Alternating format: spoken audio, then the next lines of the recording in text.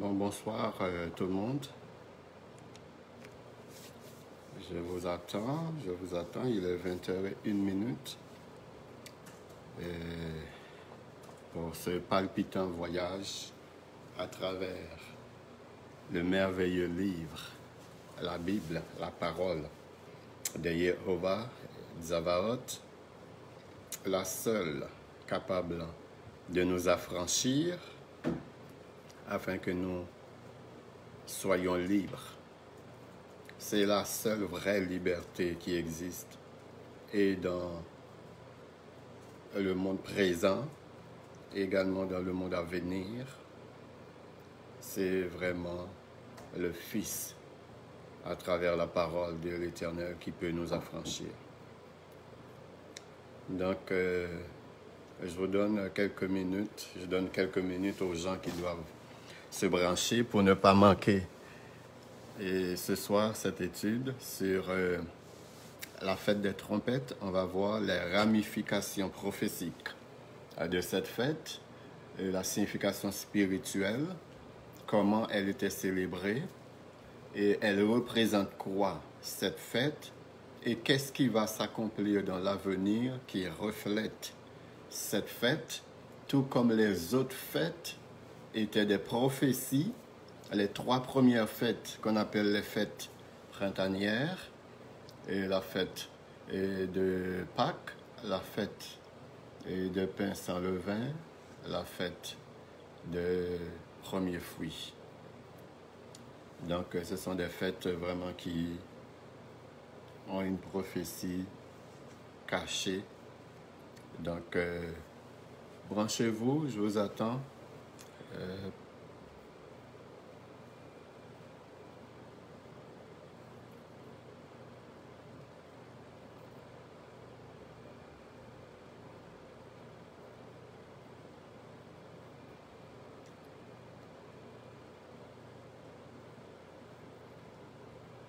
Salut Abby.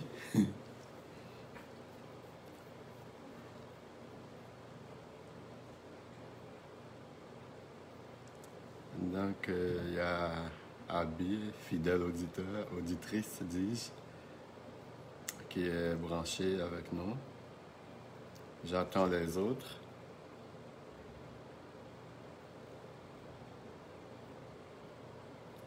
J'espère que les gens n'ont pas oublié leur rendez-vous. Ce rendez-vous que vous ne pouvez pas manquer, parce que c'est un rendez-vous qui vous prépare pour votre avenir éternel. Donc, il ne faut pas manquer ce rendez-vous-là. C'est extrêmement important. Il y a quelqu'un d'autre qui vient de se brancher. Je ne vois pas c'est qui. C'est toi qui viens de se brancher?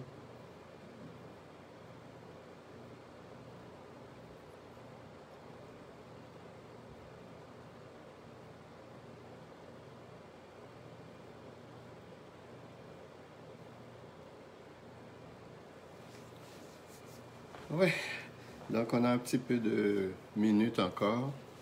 Il est eu 20h05, 20h05. Ici en Amérique du Nord, je ne sais pas dans les autres continents comment ça fonctionne. Ici, quand on arrive, quand on a un rendez-vous, qu'on arrive à l'intérieur de 15 minutes plus tard que le rendez-vous, c'est considéré comme correct. C'est pas considéré comme un retard. Au-delà de 15 minutes, c'est considéré comme un retard. Donc, comme on est encore à 5 minutes du début, donc c'est pas un retard. Peut-être certaines personnes ont des inconvénients. Ça m'a pris beaucoup de temps, un peu de stress, je dois l'avouer, en préparant cette étude, ce live, parce que ça va être vraiment deep. Comme d'habitude, ça va être très, très, très, très deep. L'étude de ce soir. Donc, ça va vous prendre toute votre attention pour vraiment vous concentrer, pour pouvoir tout saisir et faire les connexions nécessaires afin d'être bien informé. Et plus on est informé, mieux on se prépare. C'est pour cette raison, la Bible dit, mon peuple en périt faute de connaissance. Donc, l'ignorance est vraiment une âme destructeur, une âme qui détruit. Donc, il ne faut pas vraiment qu'on développe une sorte de légèreté spirituelle afin de ne pas être vraiment ignorant. Quand on est ignorant volontairement, c'est beaucoup plus difficile que les gens qui le sont vraiment parce qu'ils n'ont pas le choix, parce qu'ils n'ont pas les informations disponibles, parce qu'ils n'ont pas les formations disponibles, et les autres, ils ne sont pas en mesure non plus d'avoir ces informations. 20h07.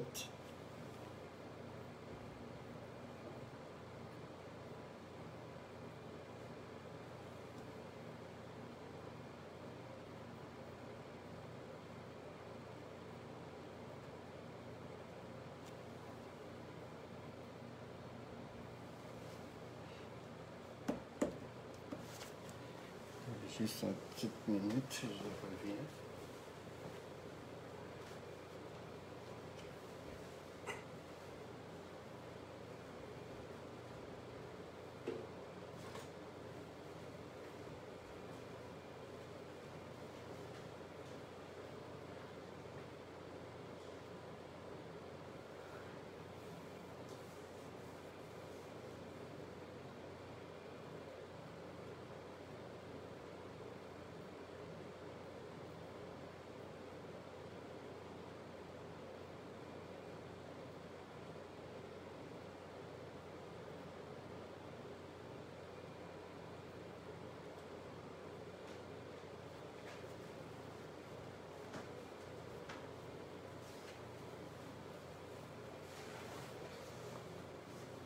OK.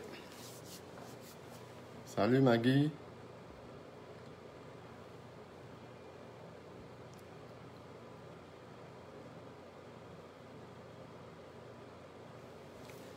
Bon, bonsoir tout le monde. On va commencer à 20h10. Là, il est 20h09. Il nous reste juste quelques secondes. On va partir et aussitôt parti, le train parti. Il ne s'arrêtera pas en chemin jusqu'à la fin, jusqu'à la destination finale.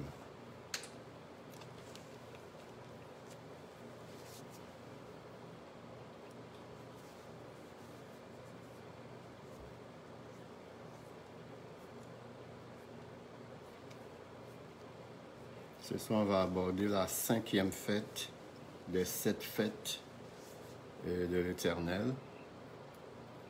La 5e fête des fêtes de l'Éternel. Donc, c'est ce qu'on va aborder ce soir. La 5e fête, la fête des trompettes. Donc, on part. 20h10. Donc, bonsoir tous ceux qui sont branchés. Bonsoir tous ceux qui vont se connecter dans quelques minutes. Et bonsoir à tous ceux qui vont probablement, vous êtes nombreux, des dizaines de milliers, à suivre les vidéos et par la suite. Donc, je vous dis bonsoir. Et nous allons ce soir pour une exploration extraordinaire de la parole de l'Éternel à travers la fête des trompettes. Et tel que promis, je vais vous donner les 7 fêtes que l'Éternel a données au peuple d'Israël. Et rappelez-vous bien, ce ne sont pas des fêtes juives, ce ne sont pas des fêtes israélites, ce ne sont pas des fêtes du peuple d'Israël, ce sont des fêtes de l'Éternel. Et vous allez bien comprendre pourquoi je mets l'accent sur ça. Ce sont des fêtes de l'Éternel qu'il a données à l'humanité tout entière par le truchement d'Israël. Donc, ce n'était pas une fin en soi, le fait que l'Éternel a donné ces fêtes à Israël, c'était pas Israël pour la terre entière. Donc, c'est très, très, très important de vraiment comprendre cela. Donc, la première fête, c'est la fête de Pâques, et on l'a déjà vu. La deuxième fête, c'est la fête de Matzah, ou pain sans levain. Pâques en hébreu, c'est Pacha. La troisième fête, c'est Bikurim, et des premiers fruits. Et en hébreu, en temps normal, lorsque vous voyez un mot terminé par M, généralement c'est un mot pluriel. Pas toujours le cas.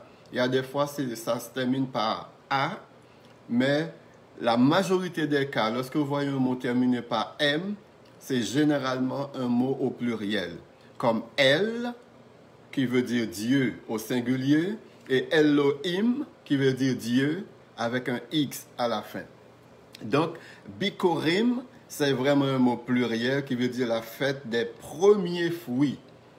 Et la fête de Shavuot, ou des semaines, ou la Pentecôte, la fête de Rosh Hashanah, qui est la fête des trompettes, la fête de Yom Kippour, ou la fête d'expiation, et aussi les 12 mois du calendrier biblique.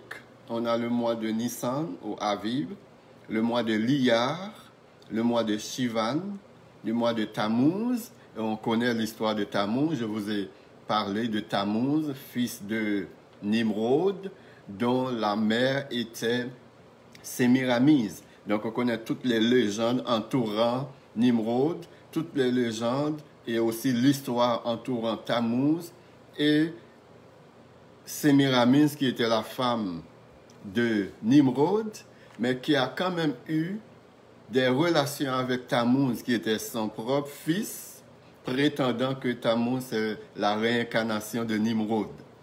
Donc on a le mois de Av, le mois de Elul, le mois de Tishri. La majorité des grandes fêtes et des prophéties de la fin, ces fêtes-là sont célébrées pendant le mois de Tishri. Donc les 3 fêtes hivernales qu'on appelle les fêtes hivernales sont vraiment célébrées pendant le mois de Tishri, qui est le 7e mois du calendrier biblique. Le mois de Eshvan, le mois de Kislev, Tevet, Shavat et Adar. Des fois, il faut ajouter un 13e mois parce que le mois change à chaque nouvelle lune. Et des fois, ça arrive qu'il n'y a pas eu de nouvelle lune, donc le mois ne va pas vraiment changer. Donc c'est très, très, très, très important de comprendre cela. Le mois ne va pas changer s'il n'y a pas de nouvelle lune. Puisque chaque nouvelle lune, vous allez comprendre ça très bien au cours de cette étude, chaque nouvelle lune, le mois change. Donc, s'il n'y a pas de nouvelle lune à la fin de mois, ils vont ajouter un 13e mois dans le calendrier et ça va être Adar, puisque Adar, c'est le dernier mois, ça va être Adar Bet. Donc, Bet, on va le voir aussi un petit peu plus loin, les chiffres et les lettres dans l'alphabet hébraïque. Donc, c'est très, très, très important que vous soyez concentrés ce soir pour bien comprendre vraiment ce qu'on va dire, ce qu'on va partager. Le monde fonctionne selon le calendrier biblique. Les prophéties s'accomplissent également selon le calendrier biblique. L'Éternel contrôle l'histoire dans ses moindres détails selon le calendrier biblique. Absolument rien n'échappe à son contrôle, au contrôle de l'Éternel. Il ne peut être surpris par rien et par personne. Personne ne peut lui tendre des pièges. Il connaît tout, il est omniscient. Personne ne peut le tromper. Personne ne peut le contourner. Personne ne peut l'apprivoiser. Personne ne peut le contrôler. Personne ne peut le soumettre. Demandez à Satan, il vous le confirmera. Car il a appris à ses dépens qu'on ne peut pas se jouer de l'Éternel. Jéhovah, l'Éternel des armées, Jéhovah Tsavaot, est un être non contingenté, c'est-à-dire il ne doit sa réalité à qui que ce soit, et à quoi que ce soit. Il ne dépend pas d'une cause. Il ne manquait de rien avant d'avoir créé le monde. Ainsi sera-t-il après la destruction du monde. Maintenant, on va parler aujourd'hui de la fête des trompettes. On va voir qu'il y a différents types de trompettes.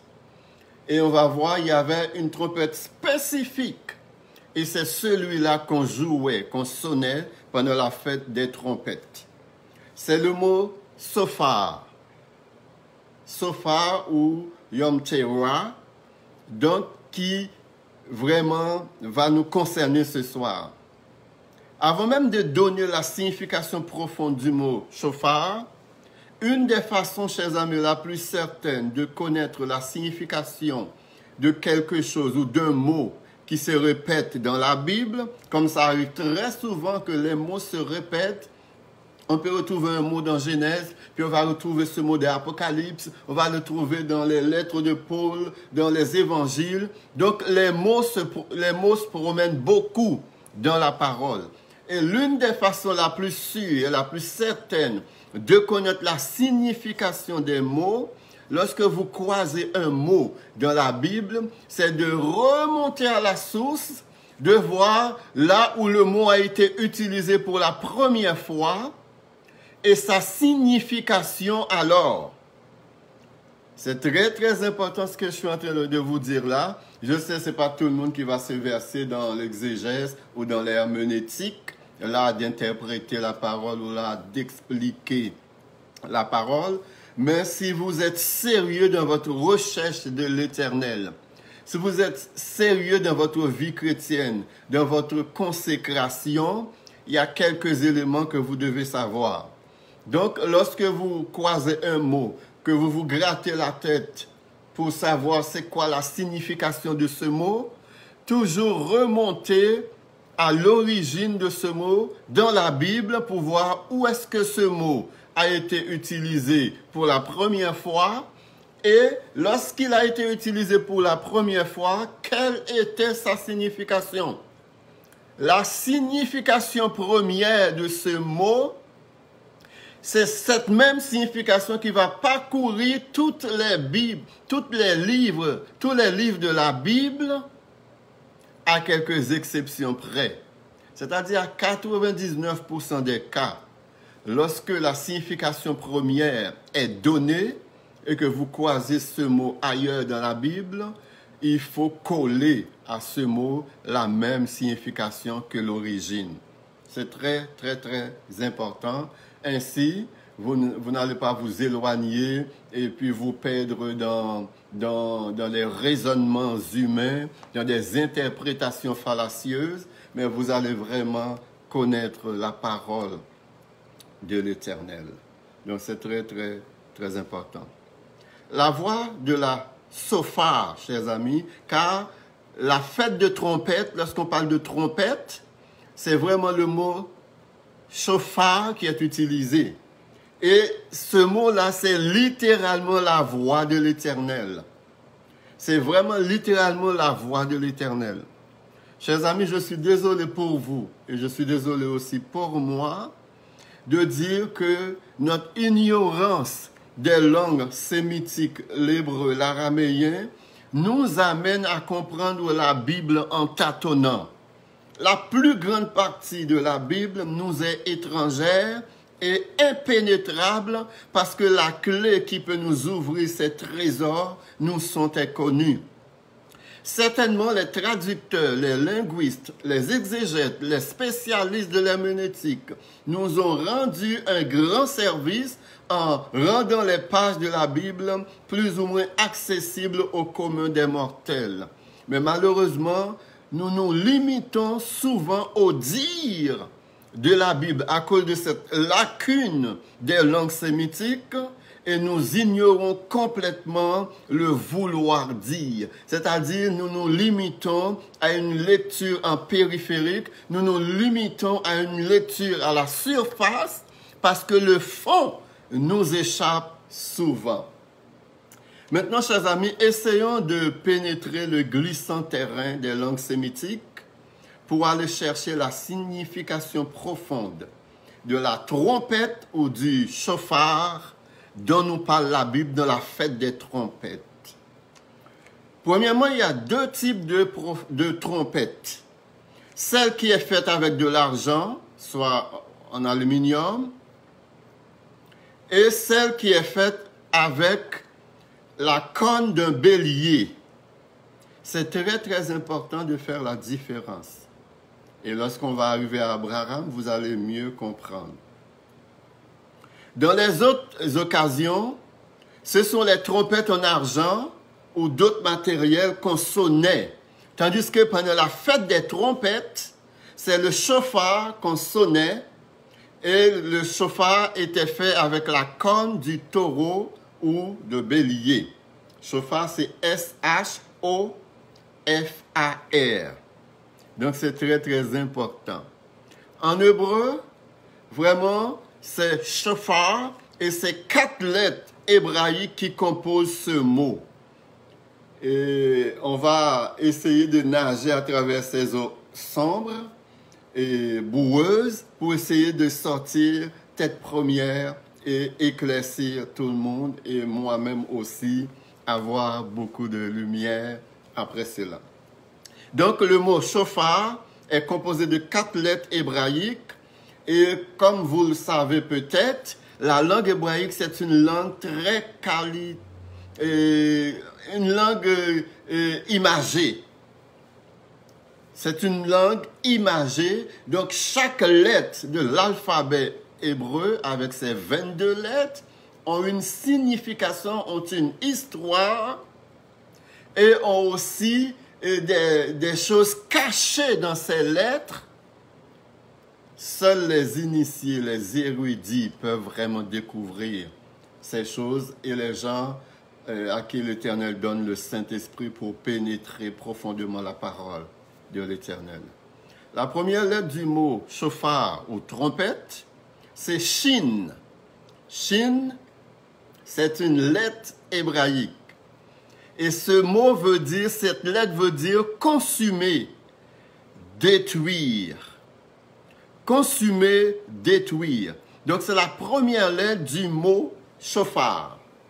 Et dans ce mot, l'Éternel s'identifie avec cette lettre car il est descendu sur la montagne, elle était fumante. Donc, Shin veut dire consumer, détruire. Donc, comme un feu qui consume tout ce qui est autour. Ce feu peut consumer et détruire quiconque s'approcherait de la montagne sans la permission de l'Éternel. Et la deuxième lettre du mot, c'est Vav, qui veut dire ajouter, sécuriser deux choses ensemble, joindre ensemble. La troisième lettre, c'est P, qui veut dire parler, ouvrir. Et la quatrième lettre du mot chauffard, c'est Resh, qui veut dire une personne, le chef, la tête, le leader, le prince, le maître. En mettant ces 4 lettres ensemble, chers amis, pour former le mot chauffard, eh bien, ça veut dire l'Éternel s'identifie lui-même et s'est connecté à Moïse afin qu'il puisse lui parler. Donc, n'oubliez pas la définition des lettres. La première lettre fait référence à l'Éternel, qui est comme un feu dévorant, qui peut consumer et détruire. La deuxième lettre parle de joindre deux éléments ensemble, sécuriser deux éléments ensemble. La troisième lettre P, qui veut dire parler, ouvrir. Et la quatrième lettre Resh, qui veut dire une personne, le chef. Et dans ce temps-là, Moïse était une personne et il était le chef établi sur Israël. Donc, lorsque vous mettez les 4 lettres ensemble, ça donne vraiment l'Éternel s'identifie lui-même et s'est connecté à Moïse, qui est une personne, le chef de la maison d'Israël, afin qu'il puisse lui parler et lui transmettre un message pour le peuple d'Israël.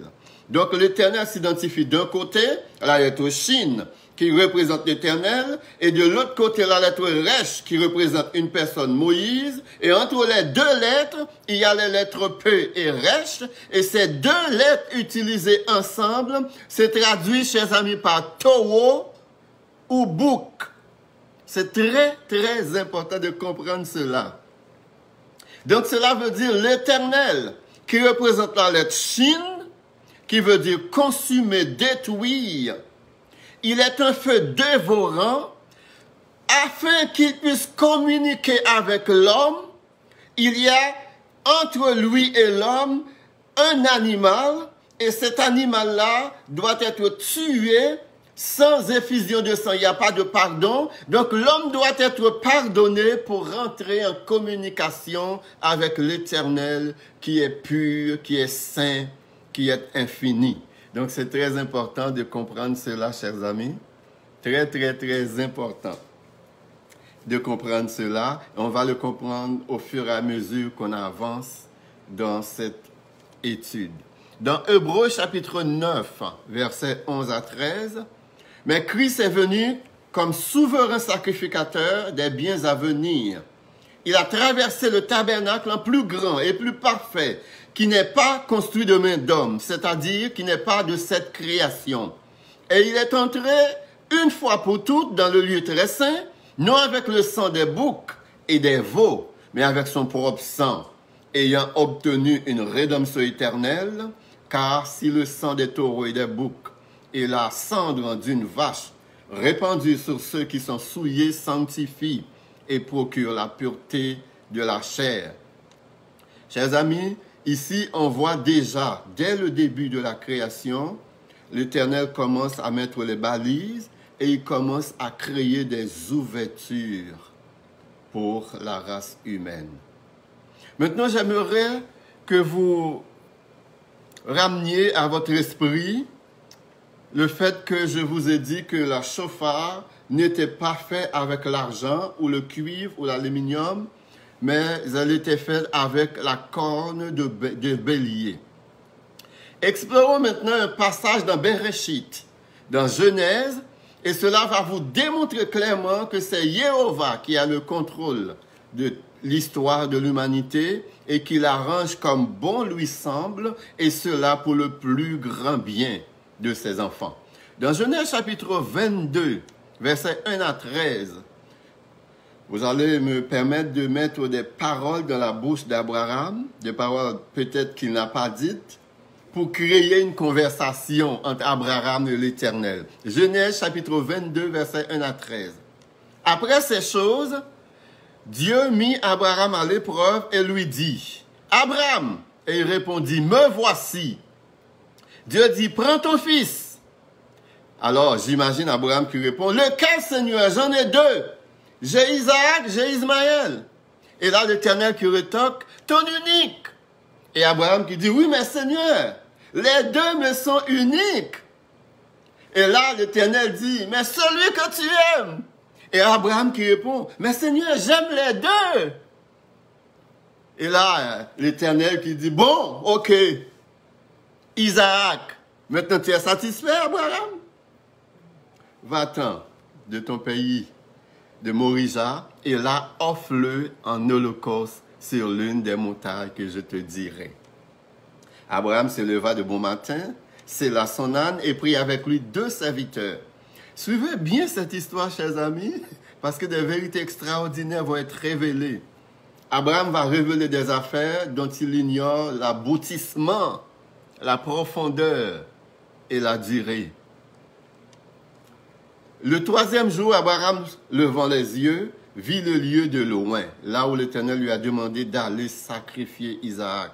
Et Abraham dit à ses serviteurs, « Restez ici avec l'âne, moi et le jeune homme, nous irons jusque-là pour adorer, et nous reviendrons auprès de vous. » Regardez ce qu'Abraham dit ici. Est-ce qu'il a menti aux serviteurs?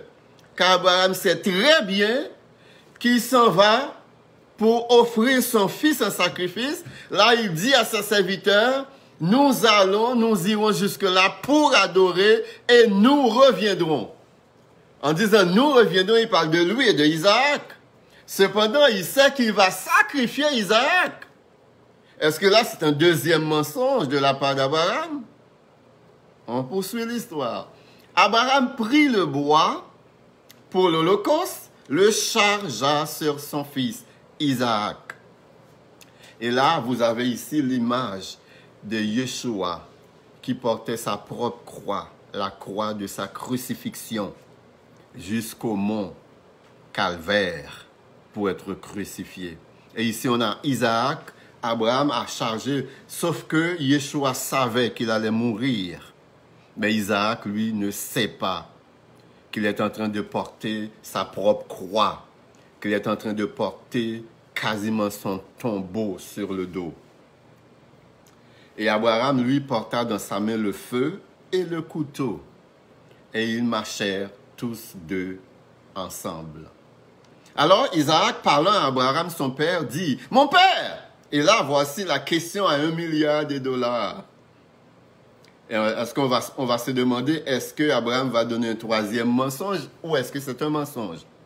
Et Abraham répondit, « Me voici mon fils. » Isaac reprit, « Voici le feu et le bois.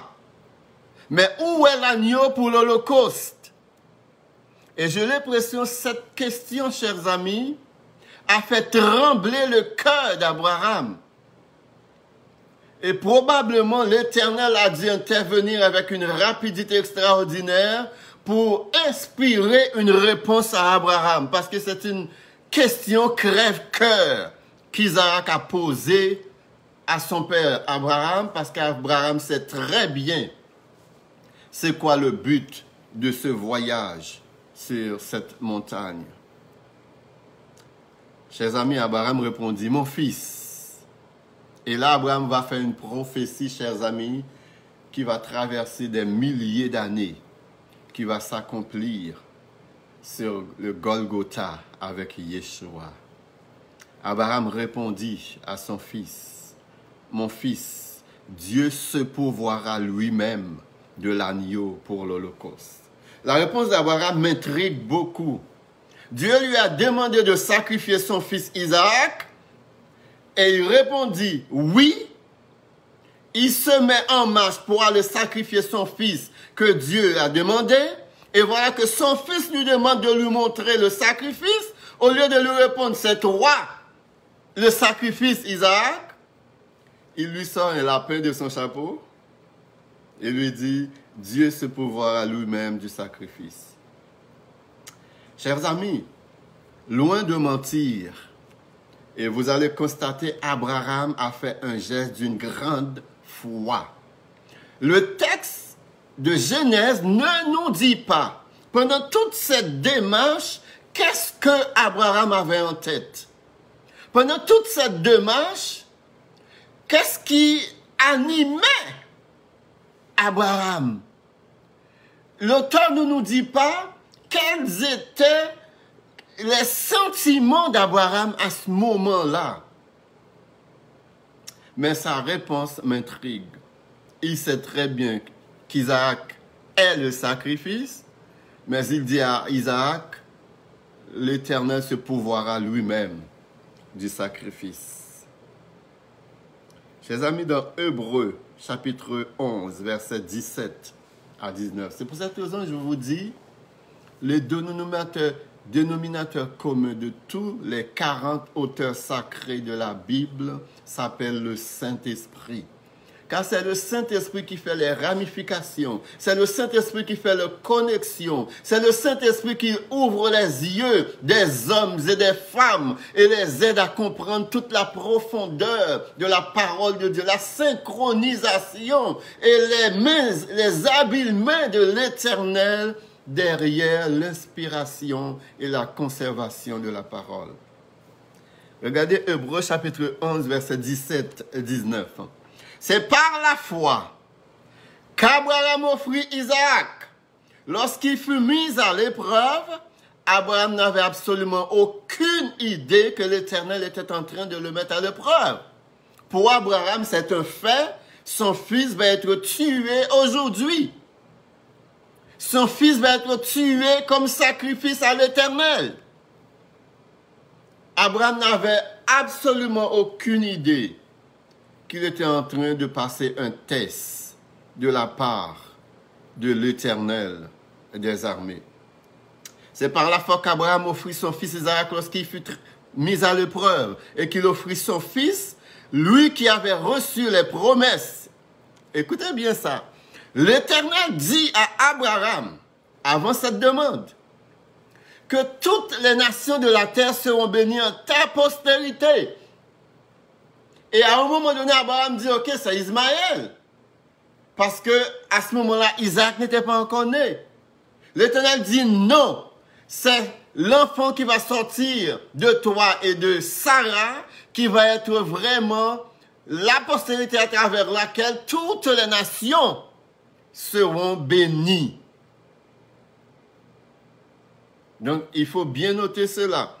Et voilà que cette postérité-là, l'Éternel demande à Abraham de le sacrifier. C'est comme, il y a quelque chose qui ne marche pas là. Il y a quelque chose qui ne colle pas. Logiquement, il y a quelque chose qui ne marche pas. C'est lui qui va être une source de bénédiction pour toutes les nations. Et voilà que tu me demandes, il n'a pas encore d'enfant, il n'a pas encore de postérité. S'il avait déjà une postérité, on aurait pu dire, ok, l'Éternel va poursuivre avec sa postérité, c'est comme si c'était lui. Il n'avait pas encore d'enfant. Et voilà que Dieu lui demande de sacrifier le fils de la promesse. Et à qui il avait dit, un Isaac sera nommé pour toi une postérité. Et voici le verset qui vraiment est extraordinaire. Verset 19. Il pensait, ça c'est Abraham, il pensait que Dieu est puissant. C'est-à-dire pendant que Abraham marchait avec Isaac, pendant que Abraham avait mis les bois sur le dos d'Isaac, pendant qu'Abraham avait le feu dans sa main gauche et puis le couteau dans sa main droite, voici ce qui était dans la tête d'Abraham. Voici ce qui était dans sa pensée. Voici les sentiments qui animaient Abraham. Il pensait que Dieu est puissant, même pour ressusciter les morts, aussi le recouvrira-t-il par une sorte de résurrection. Donc Abraham savait, déjà il avait cette conviction en l'Éternel, il connaissait déjà à ce point l'Éternel, qu'il n'avait absolument aucun problème de sacrifier Isaac parce qu'il sait que l'Éternel est l'auteur de la vie. Donc même s'il sacrifie Isaac, l'Éternel va lui redonner Isaac par une sorte de résurrection. C'est pour cette raison, Abraham pouvait dire, l'Éternel se pourvoira du sacrifice. Abraham pouvait dire, ne t'inquiète pas mon enfant, tout va bien. Comme la veuve de Sarepta qui avait son enfant mort. Et lorsqu'elle marchait, les gens lui demandaient comment ça va. Elle répondait tout va bien. Parce qu'il savait que le prophète Élie allait venir chez lui. Et il sait que la délivrance accompagnera le prophète Élie. Et Abraham savait que son fils, si l'Éternel allait jusqu'au bout dans ce test, il savait que l'Éternel allait le ressusciter. Il avait cette confiance. Lorsqu'il fut arrivé au lieu que Dieu lui avait dit, Abraham y éleva un autel et rangea le bois. Il y a son fils Isaac. Et Isaac, un enfant tellement docile, un enfant si obéissant, je suis convaincu, rendu à ce moment-là, Isaac savait qu'il était le sacrifice. Lorsqu'il a vu son père le lier, lorsqu'il a vu son père arranger l'autel, lorsqu'il a vu son père le coucher sur l'autel, Isaac savait 1000% qu'il était le sacrifice, qu'il allait être tué par son frère. J'ai l'impression qu'Isaac ne comprend pas tout ce qui est en train de se dérouler. Isaac n'avait pas une idée précise, mais il faisait confiance à son père et son père faisait confiance à Dieu, à l'Éternel des armées. Alors, Abraham étendit la main et prit le couteau pour égorger son fils. Alors l'ange de l'Éternel l'appela des cieux et dit, Abraham, Abraham! Et il répondit, me voici. Et l'ange dit, n'avance pas ta main sur l'enfant et ne lui fais rien, car je sais maintenant que tu crains Dieu et que tu ne m'as pas refusé ton fils, ton unique. Verset 13, très important ce verset également. Abraham leva les yeux et vit derrière lui un bélier. N'oubliez pas que je vous ai dit, la chauffard pour la fête des trompettes n'est pas faite de matière en aluminium ou en argent ou en cuivre, mais il était fait avec la corne d'un bélier. C'est la corne de bélier qu'on utilisait lorsqu'on célébrait la fête des trompettes. Donc c'était vraiment la corne de bélier. Verset 13, Abraham leva les yeux et vit derrière lui, retenu dans un buisson par les cornes. Et Abraham alla prendre le bélier et l'offrit en holocauste à la place de son fils. Le bélier était retenu par sa corne, chers amis. Le bélier était retenu par les cornes. Et les cornes du bélier, c'est ce qu'on va utiliser pour créer la chauffard qui va être sonnée pendant la fête des trompettes. Mettez cela dans le tiroir de votre mémoire, chers amis. Une autre vérité que renferme le chauffard, chers amis, vous savez que dans les anciens temps, le système éducatif hébraïque n'avait pas de chiffres ni de nombres séparés aux lettres de l'alphabet. Les 22 lettres de l'alphabet hébreu tenaient lieu également pour les chiffres et les nombres. De Aleph, qui est la première lettre de l'alphabet hébreu, à Tav, qui est la dernière lettre de l'alphabet hébreu, chaque lettre avait un chiffre ou un nombre associé à cette lettre-là. La première lettre de l'alphabet, c'était Aleph, qui égale 1, et la dernière lettre de l'alphabet, qui est Tav, qui est égale à 400. Donc, c'était ainsi qu'était composé le système de chiffres et de nombres pour le peuple d'Israël. Ainsi, chers amis, la valeur numérique du mot chauffard se décline ainsi. Shin, qui est la première lettre du mot chauffard, est égale à 300. Et 300 signifie le parfait sacrifice effectué par l'agneau de Dieu. N'oubliez pas que la première lettre du mot chauffard représente vraiment l'Éternel comme un feu dévorant, quelque chose qui peut consumer et détruire. Et la deuxième lettre, Vav, qui est égale à 6, signifie la faiblesse de l'homme et son inimitié avec Dieu. Et si on avait le temps, on allait dans Apocalypse chapitre 13 pour vous parler de la marque de la bête 666. Et un jour, je reviendrai sur une étude de la marque de la bête 666 de Apocalypse chapitre 13. Donc, pour vraiment faire la lumière sur ça. La lettre P dans le mot chauffard égale à 80. Et 80, c'est 10 fois 8, qui veut dire un nouveau départ. Un renouvellement avec Dieu après le sacrifice. Donc, on a un nouveau départ. Tous ceux qui acceptent le Seigneur dans leur vie, après le sacrifice de Yeshua à la croix, l'Éternel leur accorde un nouveau départ dans leur vie. L'Éternel renouvelle tout dans leur vie et ils peuvent jouir d'une liberté extraordinaire. Et ces gens-là, même si par injustice, même si par poussés par le démon, poussés par Satan, les hommes se lèvent contre les croyants et les emprisonnent. Chers amis, il n'y a rien, absolument rien, ni personne qui peut nous enlever cette liberté de notre rencontre avec Yeshua et de notre relation avec l'Éternel des armées.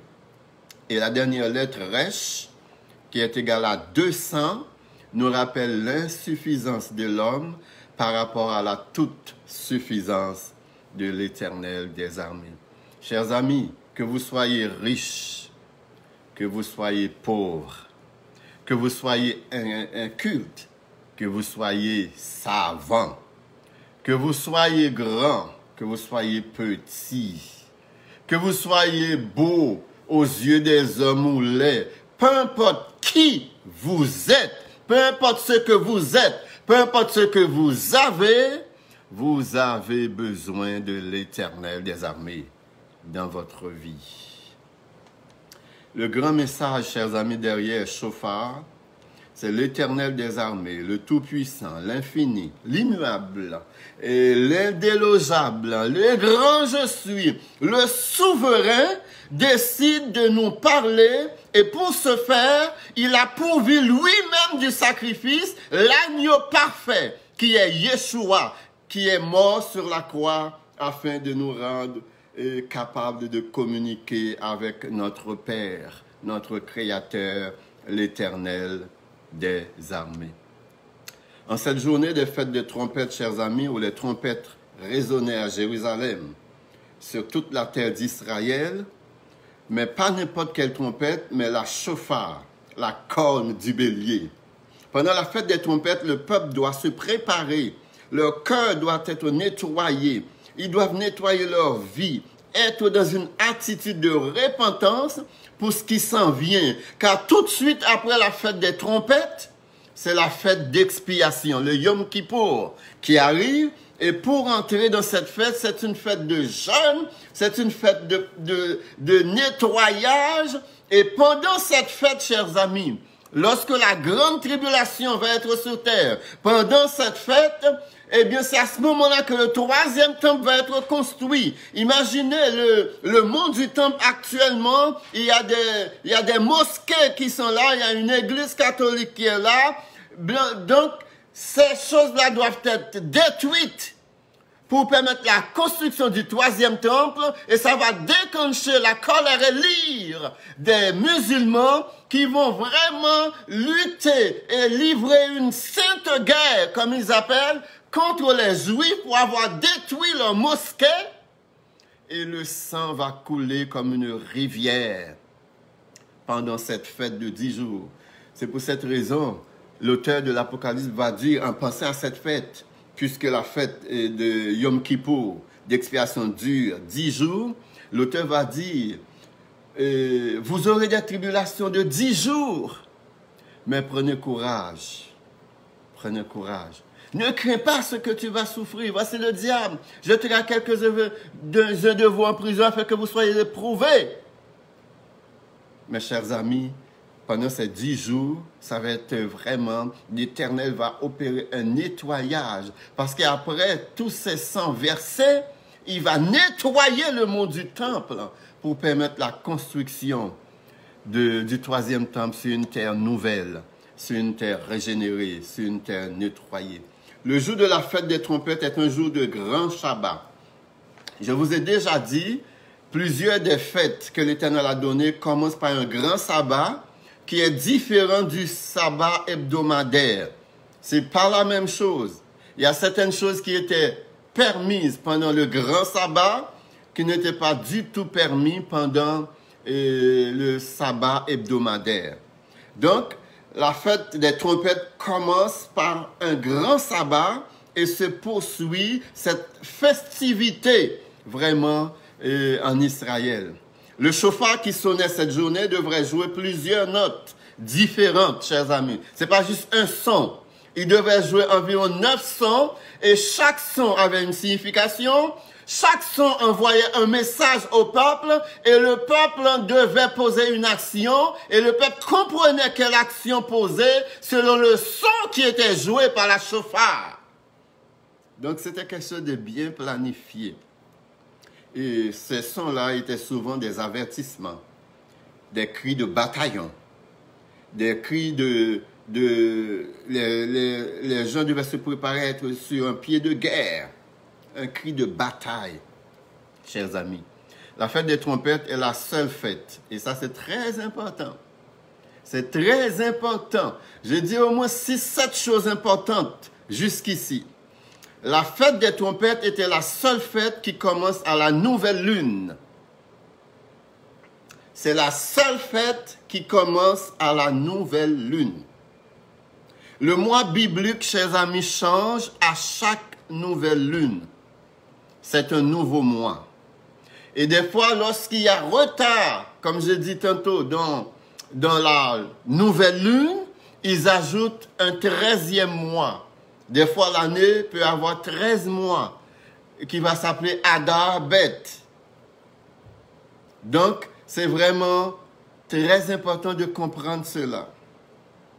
Donc, puisque le mois commence toujours à la nouvelle lune, et puisque la fête des trompettes tombait toujours le premier du mois, donc à chaque fois qu'il y a une nouvelle lune, c'est en même temps la fête des trompettes, chers amis, la seule fête qui tombait à la nouvelle lune.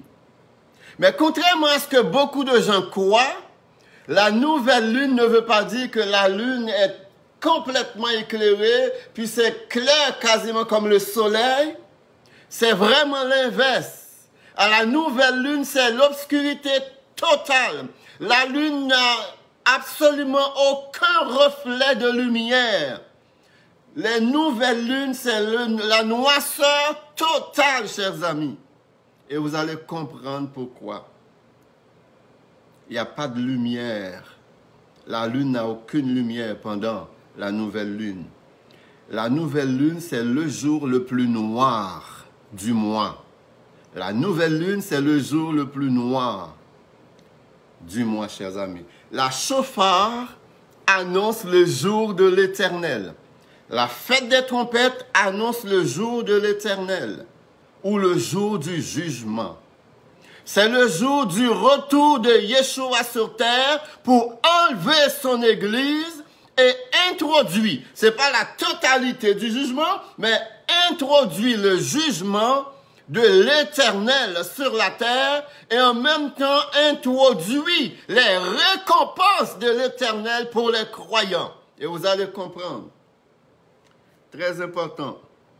Ce jour arrivera selon la prophétie et selon la fête des trompettes lors d'une nouvelle lune, chers amis.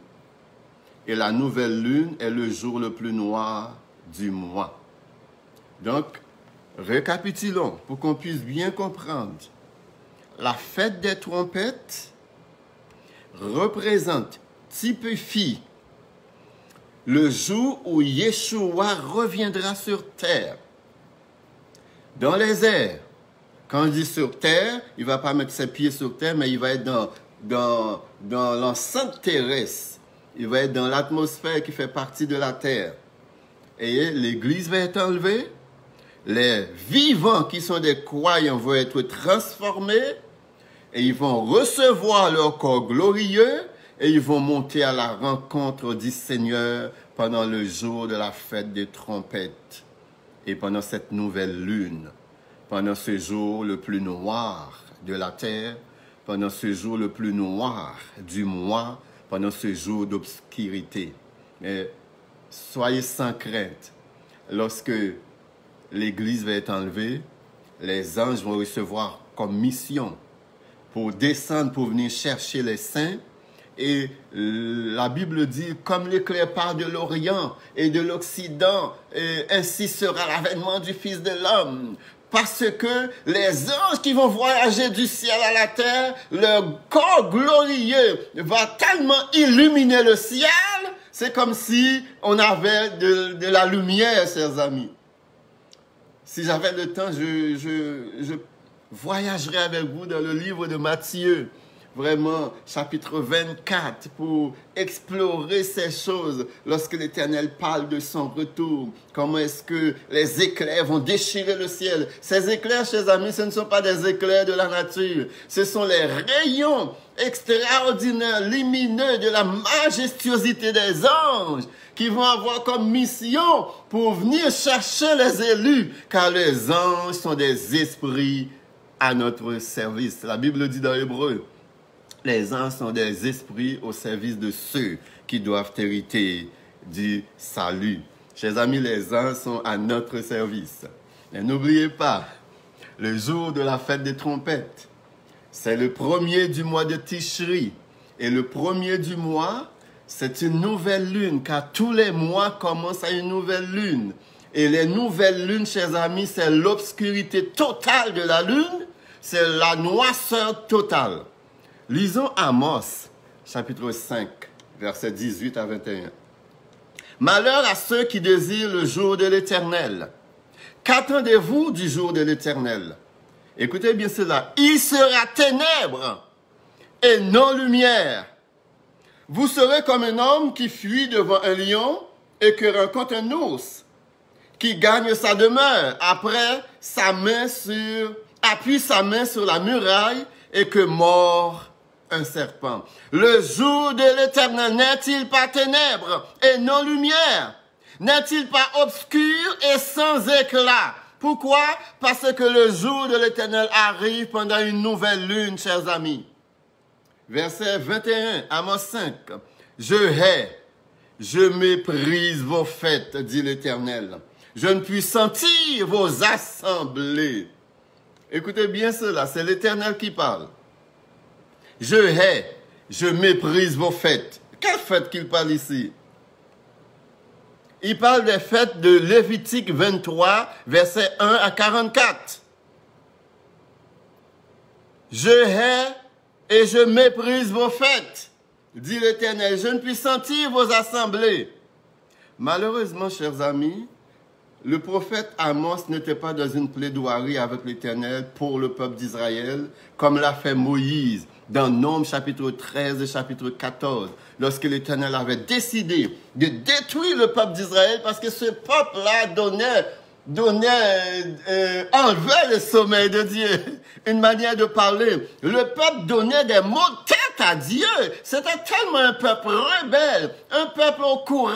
C'est un peuple que l'Éternel, à un moment donné, on avait assez. L'Éternel dit, Moïse, je vais détruire ce peuple et je vais susciter une postérité à partir de toi. L'Éternel dit à Moïse, Moïse, ton peuple. Moïse dit, non, l'Éternel, c'est pas mon peuple, c'est ton peuple. L'Éternel dit, non, c'est pas mon peuple, c'est ton peuple, Moïse. Moïse dit, non, l'Éternel, c'est toi qui as fait sortir le peuple d'Israël du pays d'Égypte. C'est ton peuple. Donc, Moïse a argumenté. L'Éternel a voulu mettre le peuple d'Israël sur le dos de Moïse. Moïse ne l'a pas accepté. Il a argumenté. Il a sorti ses plaidoiries. Et l'Éternel finalement avait accepté. Et là, on voit Amos. Lui, il reçoit tout simplement les messages. L'Éternel dit, je hais vos fêtes. Je suis convaincu, si c'était Moïse, Moïse allait dire, l'Éternel, ce ne sont pas mes fêtes, ce ne sont pas nos fêtes, ce sont vos fêtes. C'est toi qui nous as donné ces fêtes. C'est pas nos fêtes à nous. Et là, malheureusement, Amos n'avait pas d'argument. Amos acceptait seulement les paroles de l'Éternel. Si c'était Moïse, Moïse allait dire, non, l'Éternel, ce n'est pas mon peuple, c'est ton peuple. Ce ne sont pas mes fêtes, ce sont tes fêtes à toi. Et les arguments allaient pleuvoir. Et là, probablement, vous allez entendre l'Éternel qui dit, bla, bla, bla, bla, bla, Moïse. Ok, Moïse, ok, Moïse. Ce sont mes fêtes. Mais le peuple a fait comme bon lui semble avec mes fêtes. Ils se sont appropriés de mes fêtes et ils les ont piétinées. C'est pour cette raison que je dis ce sont leurs fêtes. Et là, Moïse probablement allait encore continuer à argumenter avec l'Éternel. Sophonie, chapitre 1er, versets 14 à 18. Le grand jour de l'Éternel est proche. Et chers amis, à chaque fois que vous lisez dans la Bible où on parle du jour de l'Éternel, ça fait référence à la fête de trompette, ça fait référence au retour de Yeshua sur terre, chers amis. Le grand jour de l'Éternel est proche, il arrive en toute hâte. Le jour de l'Éternel fait entendre sa voix et le héros pousse des cris. Ce jour est un jour de fureur, un jour de détresse, d'angoisse, un jour de ravage et de destruction, un jour de ténèbres. et d'obscurité, un jour de nuée et de brouillard, chers amis. Un jour où retentiront la trompette, la chauffard. Le jour de l'Éternel correspond à la fête des trompettes et les cris de guerre contre les villes fortes et les tours élevées. Je mettrai les hommes, dit l'Éternel, dans la détresse, et ils marcheront comme des aveugles, parce qu'ils ont péché, et ils ont péché contre l'Éternel. Je répandrai leur sang comme de la poussière, et leur chair comme de l'ordure. Ni leur argent, ni leur or ne pourront les délivrer au jour de la fureur de l'Éternel. Par le feu de sa jalousie, tout le pays sera consumé. Vous vous rappelez la définition de la lettre Shin dans le mot chauffard, qui veut dire consumer, détruire. Eh bien, la chauffard se manifeste ici. La jalousie de l'Éternel va consumer tout le pays, car il détruira soudain tous les habitants de la terre. Il détruira soudain tous les habitants de la terre. Donc, on voit la définition, les deux définitions du mot Shin. Ici, chers amis, destruction et consommation. Consumer et détruire. Chers amis, je le dis tantôt, à chaque fois que la Bible parlera de ce jour, il va toujours être accompagné de ténèbres et d'obscurité, parce que cela va arriver pendant la nouvelle lune, qui est Tishri 1er, le 7e mois du calendrier biblique.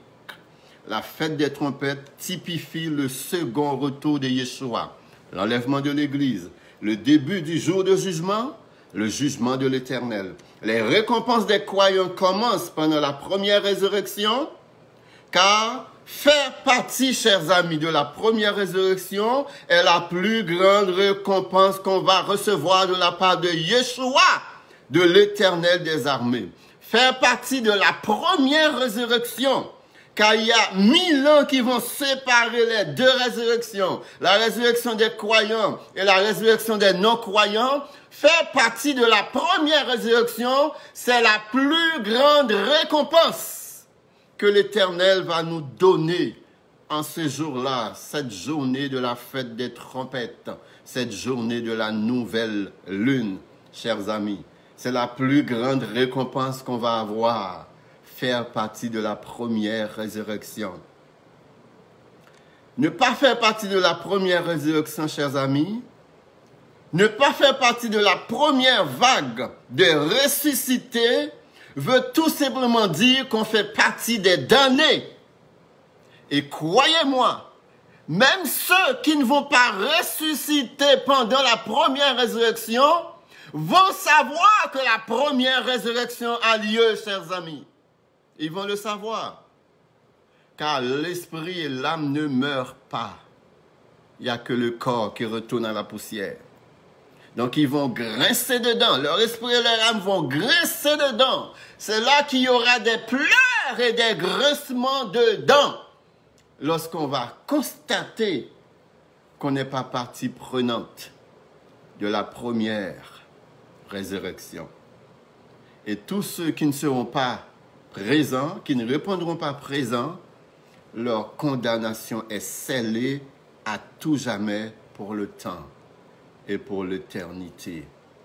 Chers amis, notez bien, Yeshua reviendra chercher son Église pendant la fête des trompettes. Sinon, il rompra avec le pattern que son Père a établi dans les fêtes. Son Père a établi les fêtes et les prophéties se sont exécutées selon les dates que ces fêtes étaient célébrées. On a vu ça avec les 3 premières fêtes, les 4 premières fêtes qu'on a vues. La fête de Pâques, la fête des pains sans levain, la fête des premiers fruits, la fête de Shavuot ou la fête de Pentecôte. Dans 1 Corinthiens 15, versets 51-52, Paul nous dit « Voici, je vous dis un mystère. » Dans ce temps-là, c'était un mystère, plus pour nous, parce que nous sommes à une époque où la connaissance a tellement augmenté. Il dit, je vous donne un mystère, nous ne mourrons pas tous, mais tous nous serons changés. En un instant, en un clin d'œil, à la dernière trompette. Et ici, c'est à la dernière chauffard. La trompette sonnera. Et les morts ressusciteront incorruptibles. Et nous serons changés. 1 Thessaloniciens 4, versets 13 à 17. Nous ne voulons pas, frères, que vous soyez dans l'ignorance au sujet de ceux qui dorment, afin que vous ne vous affligiez pas comme les autres qui n'ont pas d'espérance.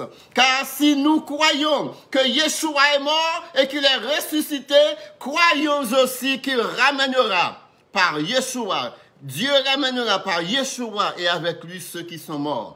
Voici en effet ce que nous vous déclarons. D'après la parole du Seigneur, nous les vivants, restez pour l'avènement du Seigneur, nous ne dévancerons pas ceux qui sont morts. Car le Seigneur lui-même a un signal donné à la voix de l'archange et au son de la trompette de Dieu, de la chauffard de Dieu, descendra du ciel et les morts en Christ ressusciteront premièrement. Ensuite, nous les vivants, qui seront restés, nous serons tous ensemble enlevés avec eux sur des nuées à la rencontre du Seigneur dans les airs. Ainsi, nous serons toujours avec lui. 2 Thessaloniciens 2, versets 1 à 7. Pour ce qui concerne l'avènement de notre Seigneur Yeshua HaMashiach et notre réunion avec lui, nous vous prions, frères, de ne pas vous laisser facilement ébranler dans votre bon sens et de ne pas vous laisser troubler, soit par quelque inspiration, soit par quelques paroles ou par quelques lettres qu'on dirait venir de nous comme si le jour du Seigneur était déjà là. Que personne ne vous séduise d'aucune manière, car il faut... Écoutez bien ce que Paul dit. Paul est en train de nous dire ici, il y a des conditions sine qua non qui doivent être exécutées avant que Yeshua revienne. Il dit, il faut que, premièrement, que l'apostasie soit arrivée et qu'on ait vu paraître l'homme du péché, l'antichrist, le fils de la perdition, l'adversaire qui s'élève au-dessus de tout ce qu'on appelle Dieu, ou de ce qu'on adore, jusqu'à s'asseoir dans le temple de Dieu, se proclamant lui-même Dieu. Se basant sur cette parole, chers amis, je ne comprends jamais comment des gens qui se disent spécialistes des textes bibliques, des docteurs, des linguistes, des professeurs en théologie, puissent prétendre que Yeshua peut revenir n'importe quand. Paul nous dit ici, il faut. Et ce il faut, c'est une obligation au retour de Yeshua. Il faut que l'apostasie arrive. Et c'est quoi l'apostasie? L'apostasie, chers amis, c'est parce qu'on vous a toujours enseigné. Oh, c'est parce que l'église tombe dans le désordre, les pasteurs sont des voleurs, les pasteurs couchent les femmes de l'église même s'ils ont eux autres une femme, les pasteurs volent tout ça, les pasteurs sont magouilleurs. Non, c'est pas ça l'apostasie. L'apostasie, c'est lorsque le troisième temple va être construit, l'Antichrist va s'asseoir dans le temple, il va se proclamer lui-même Dieu. Et il va offrir un cochon en sacrifice dans le temple à Jérusalem. C'est ça, l'apostasie. Paul dit, pas avant que cette chose arrive, Yeshua ne peut pas revenir. Donc, tous les gens qui vous disent que Yeshua peut revenir demain, Yeshua peut revenir le mois prochain, Yeshua peut revenir n'importe quand, c'est faux. Ils sont en train de vous rouler dans de la farine parce que Paul nous dit ici, il faut que l'apostasie arrive avant. Donc, soyez certains de ces choses. Ces gens-là, des fois, je me demande quelle Bible qu'ils lisent. Ne lisent-ils pas les Écritures ou ils les lisent à l'envers ou en diagonale? C'est pas normal de trouver ces gens qui ont des titres pompeux entraînés autant de monde dans l'erreur et dans les mascarades les plus absurdes qui soient. Et il y a beaucoup de gens qui les suivent, chers amis. C'est aberrant que des gens sans scrupules, puissent affirmer que Yeshua est déjà revenu. C'est ce que Paul nous dit. Est déjà revenu. Nous sommes, toi et moi, nous sommes des left behind. C'est-à-dire, nous avons été laissés derrière. Nous sommes en pleine période de tribulation. Chers amis, c'est ce que des gens disent. Des gens sans scrupules, sans lumière. Chers amis, C'est terrifiant de trouver des magouilleurs sans vergogne qui vivent dans le péché les plus abjects, crier à gosier ouvert. Il n'y a pas de retour de Yeshua du tout. Ce sont des loups ravisseurs, ces voyous évangéliques, ces monstres sans cœur qui n'ont d'intérêt que pour leur poche, leur ventre et leur bas du ventre, qui ont pignon sur rue cependant, et ils ont la voix au chapitre. Ils ont accès à toutes les tribunes, et il y a une foule de zombies envoûtés qui les suivent aveuglement. Paul dit aux chrétiens de Thessalonique, ne vous souvenez-vous pas que je vous disais ces choses lorsque j'étais encore chez vous? Et maintenant vous savez ce qui le retient, afin qu'il ne paraisse qu'en son temps, car le mystère de l'iniquité agit déjà. Il faut seulement que celui qui le retient ait encore disparu. Même là encore, il y a beaucoup de fausses doctrines, beaucoup d'hérésies sur ce passage. Le mystère de l'iniquité agit encore. Il faut que seulement celui qui le retient encore ait disparu. Et il y a plusieurs qui prétendent, celui qui le retient, c'est le Saint-Esprit. Et puis une fois que l'Église est enlevée, le Saint-Esprit n'est plus sur terre. Alors à ce moment-là, l'iniquité va commencer à agir. Le Saint-Esprit ne disparaîtra jamais, chers amis. Le Saint-Esprit ne peut pas disparaître. Le Saint-Esprit est Dieu, il est omniprésent, il ne peut pas disparaître. Paul dit, il faut que celui qui le retient ait disparu. Donc Paul ne parle pas du Saint-Esprit. Apocalypse 11, versets 15 à 19, lors de la dernière trompette, chers amis, c'est là qu'aura lieu la résurrection des morts, des croyants et ceux qui sont vivants. Les croyants vivants vont être transformés et monter à la rencontre de l'Éternel dans les airs. Et Paul conclut pour dire, consolez-vous par ces paroles. Chers amis, si le jugement de l'Éternel, chers amis, si le second retour de l'Éternel, si la grande tribulation, si le jour de l'Éternel fait frémir les hommes de toutes les générations, de tout acabit, c'est une joie pour les croyants, parce que notre souffrance va prendre fin, la guerre va arrêter et l'Éternel nous donnera le repos. Oh, j'aime beaucoup ce chant qu'on chante malheureusement souvent dans les funérailles. Quel repos céleste. Jésus d'être à trois pour la vie et la mort. Dans les jours mauvais, de chanter à jamais. Parce que ce jour, c'est un jour glorieux, c'est un jour magnifique, c'est un jour de gloire, c'est un jour d'espoir pour les croyants. Nous n'avons pas à avoir peur du jugement de l'Éternel, car l'Éternel va exercer son jugement sur ceux qui nous affligent. Les affligés vont être affligés, mais ceux qui ont été affligés vont recevoir le repos de l'Éternel des armées. Que l'Éternel vous bénisse abondamment, qu'il vous fasse grâce. Revenez-nous dimanche prochain pour une autre étude palpitante. Là, on va parler de la fête des tabernacles et ça va être extraordinaire. Je sens déjà, je vais être surexcité lorsque je vais parler de la fête des tabernacles parce qu'il y a tellement de vérité. Et là, on va avoir vraiment des moments précis, non seulement parce que le second retour de Yeshua va être fait en 2 étapes. La première étape, il va revenir dans les airs, enlever l'Église, mais la deuxième étape, il va mettre ses pieds sur terre. Et il va lui-même réduire Satan à l'impuissance totale.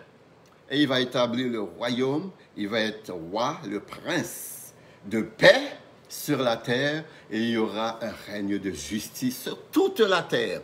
Un règne d'équité. Et ce royaume, le royaume millénaire, chers amis, va être fondé sur l'équité et la justice. Il n'y aura pas de discrimination. Il n'y aura pas de péché. Il n'y aura pas de maladie. Il n'y aura pas de médisance, de colpotage, de jalousie, de haine. Il n'y aura pas d'injustice, chers amis. La justice ne pourra être achetée pendant ce temps-là, parce que le juste juge sera impartial, il n'y aura pas, et ça va être vraiment la justice aux yeux bandés, comme on dit souvent. Il n'y aura pas personne qui va être victime de discrimination. Chacun aura son dû. Vous allez travailler pour 1000 $, vous aurez 1000 $. Personne ne vous volera. Parce que ce sera un règne de paix, un règne de justice, un règne d'équité, un règne de joie, un règne d'abondance. Lorsque Yeshua va régner sur la terre pendant 1000 ans, pendant que Satan va être dans son trou, dans une prison bien enchaînée pour ne plus faire de mal à la terre. Donc, je vous donne rendez-vous à la fête des trompettes lorsque Yeshua reviendra pour être avec moi dans la première résurrection, pour aller dans les airs à la rencontre du Seigneur. Que le Seigneur vous bénisse abondamment.